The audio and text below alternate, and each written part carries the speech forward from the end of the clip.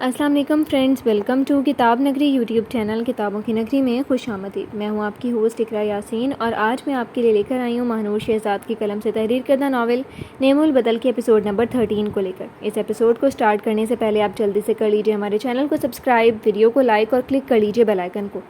اب آتے ہیں ایپیسوڈ کی جانب۔ ارباب ناشتہ کر کے آفس کے لیے نکل گیا تھا۔ اس کے جانے کے بعد میشل مرجان کو کچھ دیر صدف محترمہ کے پاس چھوڑتی کام وغیرہ کرنے لگ گئی تھی۔ پہلے اس نے ارباب اور اپنی پیکنگ کی اور پھر اس نے کمرہ صاف کیا۔ کام سے فارغ ہو کر وہ مرجان کو لینے کے لیے صدف محترمہ کے کمرے کی جانب بڑھی۔ کر لی پیکنگ؟ کمرے میں آتے ہی صدف محترمہ نے اس سے پوچھا۔ جی، میشل نے دھیمے لہجے میں جواب دیا۔ صدف محترمہ کی نظر اس کے لانڈ کے ڈریس پر بالکل سادہ سی وہ حجاب میں موجود تھی۔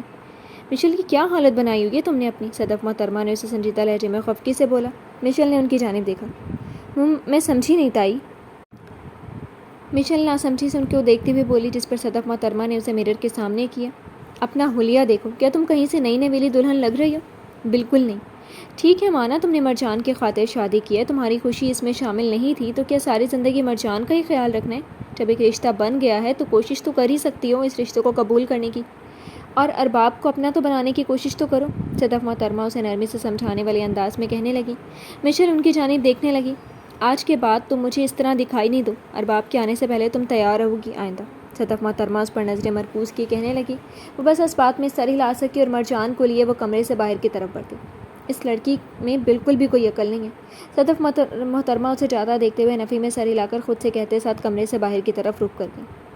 یہ ناول آپ کتاب نگری یوٹیوب چینل پر پڑھ اور سن رہے ہیں۔ آج معمول کی نسبت ارباب جلدی گھر واپس آیا تھا۔ عاطف ملک صدف محترمہ اور احمد ملک سے ملنے کے بعد وہ کمرے کی طرف قدم بڑھا کے ارباب بے دہانی سے چلتا ہوا کمرے میں داخل ہوا۔ نظر میشل پر گئی۔ سیاہ رنگ کی شلوار قمیض میں ملبوس وہ ڈریسنگ کے سامنے کھڑی بالوں کو جوڑے کی صورت دے رہی تھی کہ اچانک ارباب کو موجود پا کر اس کی حرکت کرتے ہاتھ رک گئے تھے اور نظر وال کلاک پر ڈالی جہاں گھڑی 5 بجا رہی تھی۔ میشل نے بغیر کوئی بات کے جلدی کیچڑ لگایا اور اسٹالر لیتی سر پر حجاب کرنے لگی۔ ارباب اس سے نظریں ہٹاتا مرجان کو پیار کرنے لگ گیا۔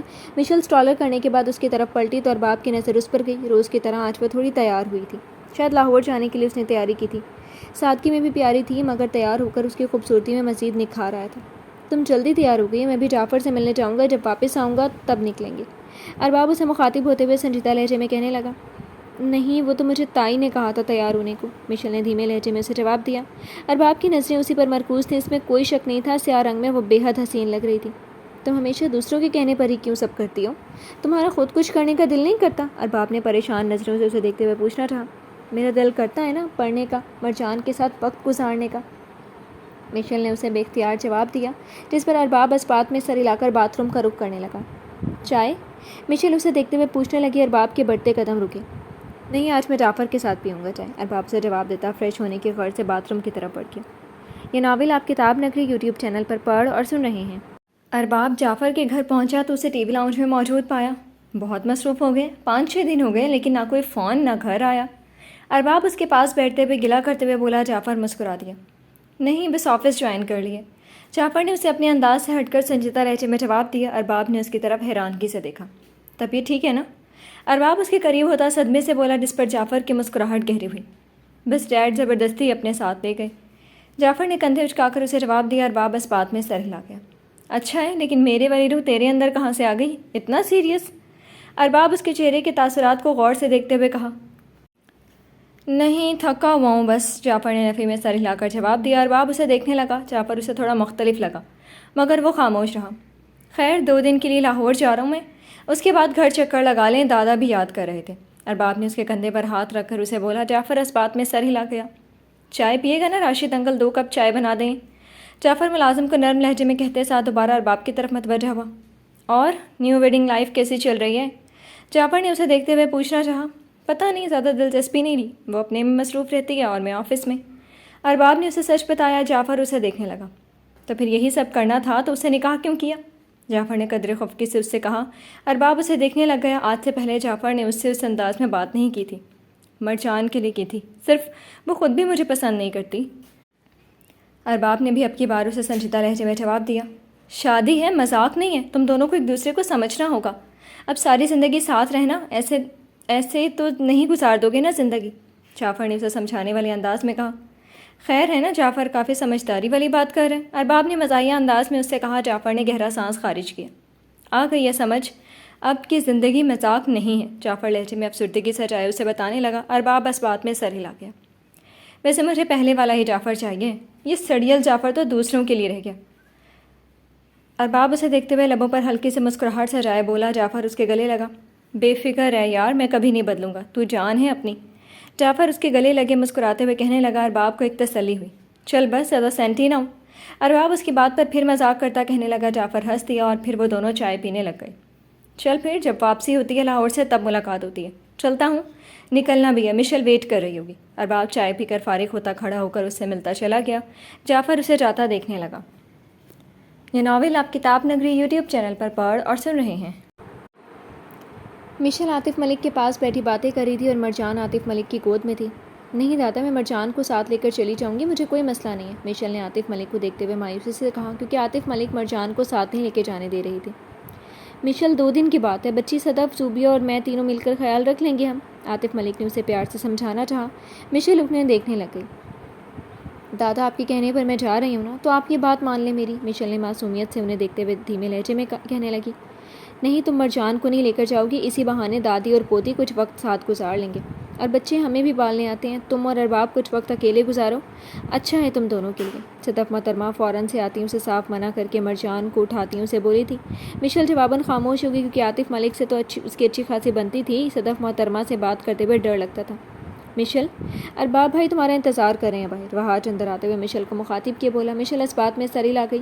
عاطف ملک سے ملی صدف محترمہ کو خدا حافظ کرتی وہ مرجان کو چومتی باہر کی طرف بڑھ گئی۔ اس کا دل کافی مایوس تھا، مرجان کے ساتھ وہ اتنی اٹیچ ہو گئی تھی کہ 2 دن کی دوری کا سوچ کر اس کا دل بہت زیادہ اداس ہوا تھا۔ وہ باہر کی طرف بڑھ گئی۔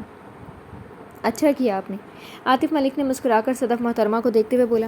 جی میں نے اسی لیے کیا کہ کچھ وقت ایک ساتھ گزاریں گے تو سمجھنے لگیں گے ایک دوسرے کو، صدف محترمہ عاطف ملک کو بتانے لگی، جس پر بس بات میں سر ہلا گئے۔ ہم گاڑی میں جائیں گے؟ مشل اسے گاڑی کی ڈرائیونگ سیٹ پر بیٹھا دیکھ کر سوال کرنے لگی۔ ارباب نے نظر گھما کر اسے دیکھا۔ تو کیا تمہارے لیے ہیلی کاپٹر منگواؤں؟ ارباب نے بدلے میں اسے دیکھتے ہوئے کہا۔ مشل منہ بسور گئی۔ میں نے بس پوچھا ہے، مشل نے اسے بتانا ضروری سمجھا۔ ارباب نے کھڑکی کے قریب چہرہ کر کے جھانکا۔ لاہور جا رہے ہیں ہم، 3.5 گھنٹے کا سفر ہے، اب بیٹھنا چاہیں گے آپ؟ ارباب اس کے چہرے پر سے نظریں جمائے اسے آگاہ کیا۔ مشل چھوٹی آنکھیں کیے اسے دیکھنے لگی۔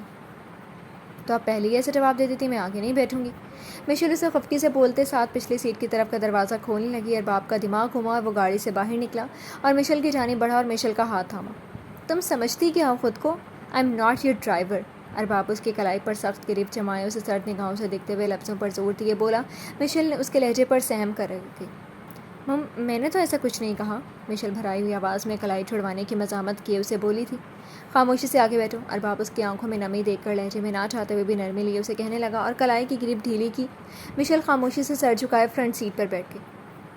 کچھ دیر کا ہی سفر گزرا تھا اور دونوں کے بیچ گہری خاموشی تھی۔ مشل سڑکوں پر نظر جمائے ہوئے تھی جبکہ ارباب خاموشی سے ڈرائیونگ کر رہا تھا۔ ویسے ہماری بہت بحث ہوتی ہے، ارباب بات کا آغاز کرتے ہوئے لیفٹ ٹرن لیے کہنے لگا۔ مشل نے اس کی طرف دیکھا۔ جی واقعی، مشل بھی اس کی بات سے متفق ہوتی سر ہلا کر کہنے لگی۔ آپ اروپ سے بھی اسی طرح بات کرتے تھے؟ مشل نے اس کی جانب اپنی سبز نظریں جمائے اسے سوال کیا۔ نہیں، میں بحث نہیں کرتا تھا اس سے، ارباب نے اسے نارمل لہجے میں جواب دیا۔ آپ ڈرتے تھے کیا؟ مشل لبوں پر ہلکی سے مسکراہٹ سجائے اسے کہنے لگا۔ ڈرتا نہیں تھا، محبت کرتا تھا، ارباب نے صاف لفظوں میں سے جواب دیا۔ مشل اسے دیکھنے لگے۔ آپ دونوں ساتھ میں اچھے لگتے تھے، آپ دونوں کو ایک دوسرے کو نہیں چھوڑنا چاہیے تھا، مشل نے اسے دیکھتے ہوئے اپنے مخصوص نرم لہجے میں بتایا۔ وہ نہیں رہنا چاہتی تھی میرے ساتھ مزید، ارباب نے بغیر تاثر کے اسے جواب دیا، جس پر مشل سر کو خم دے گئی۔ میری بات سنیں۔ کچھ دیر کی خاموشی کے بعد اب کی بار مشل نے اسے مخاطب کیا۔ سناؤ، ارباب نے اسی کے انداز میں سے جواب دیا۔ میرا علیحدہ روم بک کروائیے گا، مشل سنجیدگی سے اسے بتانے لگی۔ ارباب جو سامنے روڈ پر نظریں کیے ہوئے تھا اس کی بات پر مشل کو دیکھا۔ ضرور، کیوں نہیں، جب لگے گا نا ڈر پھر میرے پاس نہ آنا۔ ارباب اس کی بات پر طنزیہ مسکراہٹ سجائے اسے کہنے لگا۔ میں نہیں ڈرتی ہوں، ڈونٹ وری، اگر ڈر لگے گا بھی تو آیت الکرسی پڑھ لوں گی، آپ کے پاس نہیں آؤں گی۔ مشل معصومیت سے سر ہلاتے ہوئے اسے بولی نہ چاہتے ہوئے بھی اسے ارباب کی مسکراہٹ پر لبوں پر مسکراہٹ سج گئی، وہ اسے دیکھنے لگا۔ کیسا آئیڈیا؟ مشل مسکراتے ہوئے اسے دیکھ کر کہنے لگی۔ ارباب جواباً سر ہلا کر سامنے دیکھنے لگا جیسے کہنا چاہ رہا ہو بہت اچھا۔ یہ ناول آپ کتاب نگری یوٹیوب چینل پر پڑھ اور سن رہے ہیں۔ وہاج زوبیہ کو تلاش کر رہا تھا مگر نہ تو وہ روم میں تھی نہ ہی لان میں موجود تھی۔ وہاج نے کچن کی طرف رخ کیا تو وہ سامنے ہی کھڑی نظر آئی۔ چھپ رہی ہو یا اپنے پیچھے بھگا رہی ہو؟ وہاج کچن میں داخل ہوتا اسی پر نظریں مرکوز کیے مسکرا کر کہنے لگا۔ میں کیوں چھپنے لگی بھلا؟ زوبیہ ایک دم اس کے نازل ہونے پر گھبراتے ہوئے اس سے پوچھنے لگی۔ تو پھر اگر ہمت والی ہو تو دو جواب۔ وہاج اس کے چہرے پر نظریں مرکوز کیے مسکراتے ہوئے کہنے لگا، اگر میں آپ کو واقعی پسند ہوں تو پھر آپ نانا سے بات کریں یا پھر کسی ایسے انسان سے جو میری ماما کو منا سکے۔ زوبیہ نے نظریں جھکائے اسے دھیمے لہجے میں جواب دیا، یعنی تمہیں کوئی اعتراض نہیں ہے؟ وہاج خوشی سے بولا۔ زوبیہ دھیرے سے نفی میں سر ہلا گئی۔ وہاج کے لبوں پر موجود مسکراہٹ گہری ہو گئی۔ میں بات کروں گا بھائی سے جیسے ہی وہ واپس آئے گا، اینڈ تھینک یو، وہاج مسکراتے ہوئے اسے بولا۔ زوبیہ اسی طرح کھڑی تھی۔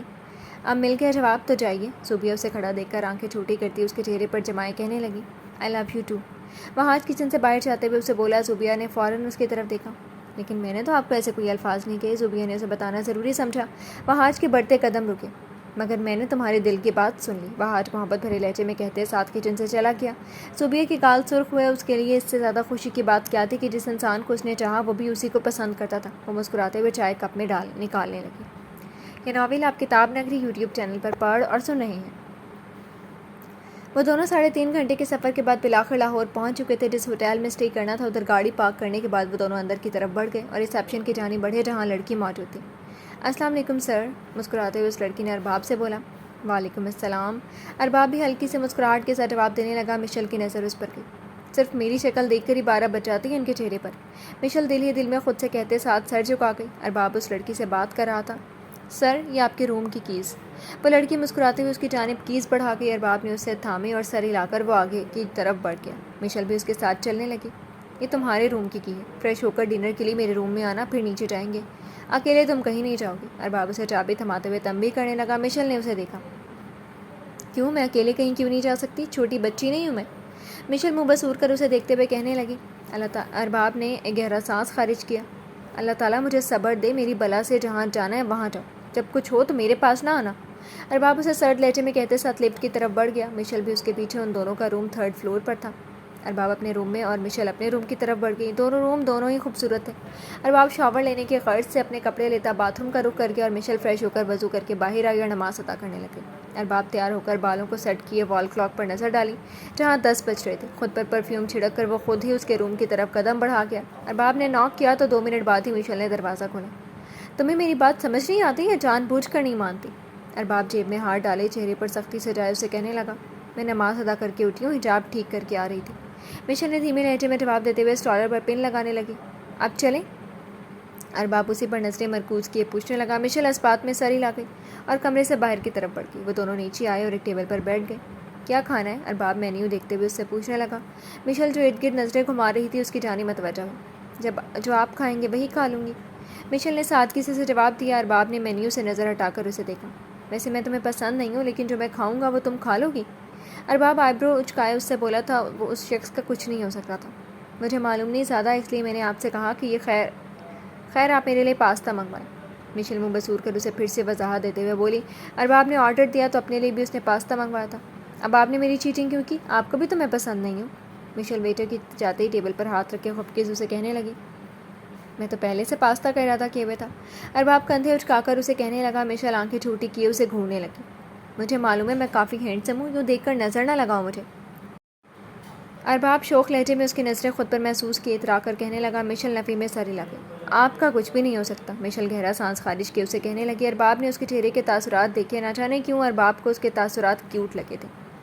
یہ ناول آپ کتاب نگری یوٹیوب چینل پر پڑھ اور سن رہے ہیں۔ کیسے لگے پھر تمہیں یہ لوگ؟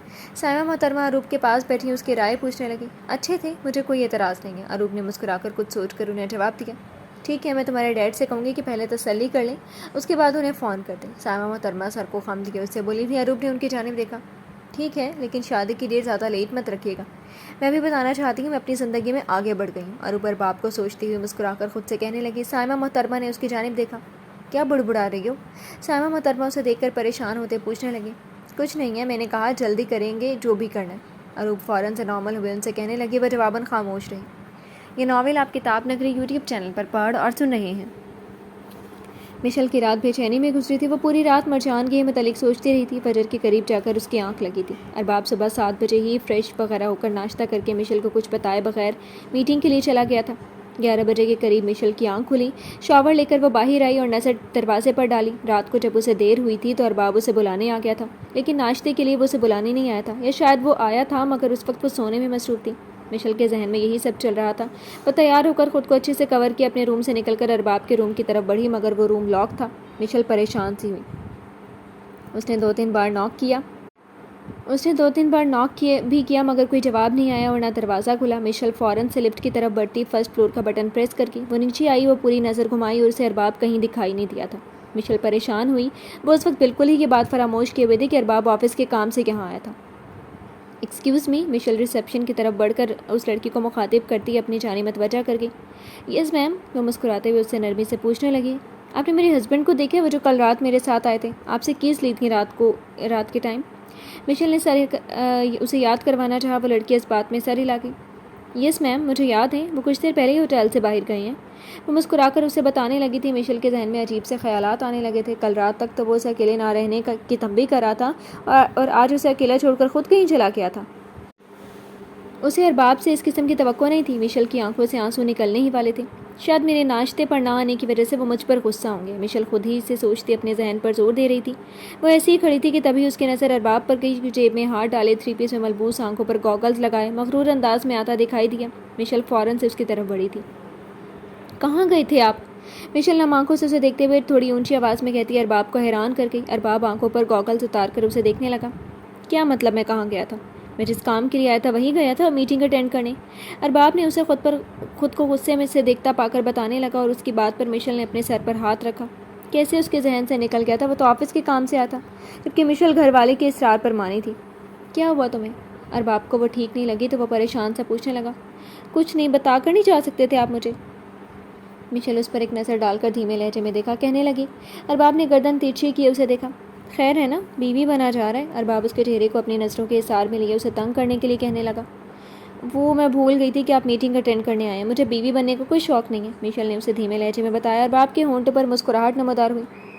اوہ، تو تم یہ سوچ کر بیٹھی تھی کہ ہم ہنی مون پر آئے ہیں؟ تمہارے ارادے ٹھیک نہیں لگ رہے مجھے، ارباب اسے صرف چڑھانے کے لیے رومانوی لہجے میں کہنے لگا۔